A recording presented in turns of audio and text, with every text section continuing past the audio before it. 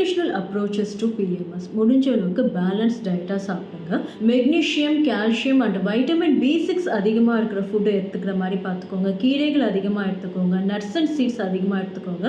Complex carbohydrate சாப்பிடுங்க. Because complex carbohydrate நீங்கள் சாப்பிட மூலிமா ட்ரிப்டோஃபேன் அப்படின்ற ஒரு அமினோ ஆசிட் ப்ரொடியூஸ் ஆகும். அண்ட் இந்த ட்ரிப்டோஃபேன் அமினோ ஆசிட் நம்ம உடம்புல இருக்கிற செரோட்டோனின் லெவலை வந்து இன்க்ரீஸ் பண்ணும். அண்ட் முடிஞ்ச அளவுக்கு பாடியை ஹைட்ரேட்டாக வச்சுக்கிற மாதிரி பார்த்துக்கோங்க. நிறைய வாட்டர் எடுத்துக்கோங்க, ஜூஸஸ் எடுத்துக்கோங்க, ஹெர்பல் டீஸ் எடுத்துக்கோங்க, like ginger tea, hibiscus tea, இந்த மாதிரி எடுத்துக்கோங்க. உங்களுடைய கெஃபைனோடைய இன்டேக்கை கம்மி பண்ணுங்க. சுகர் அண்ட் ப்ராசஸ்டு ஃபுட்டெல்லாம் கம்மி பண்ணுற மாதிரி பார்த்துக்கோங்க. டயட்ரி சப்ளிமெண்ட்ஸ் எடுத்துக்கிற மாதிரி பார்த்துக்கோங்க. omega-3 fatty acids, magnesium supplements and vitamin E supplements நீங்கள் எடுத்துக்கும் போது இந்த டைமில் உங்கள் உடம்பு வந்து ஸ்டேபிளாக ஆக்கிக்கும். ரெகுலர் ஃபிசிக்கல் ஆக்டிவிட்டி இருக்கிற மாதிரி பார்த்துக்கோங்க. எக்ஸசைஸ் பண்ணுறது மூலிமா உங்களுடைய செரோட்டோனின் லெவல் வந்து இன்க்ரீஸ் ஆகும்.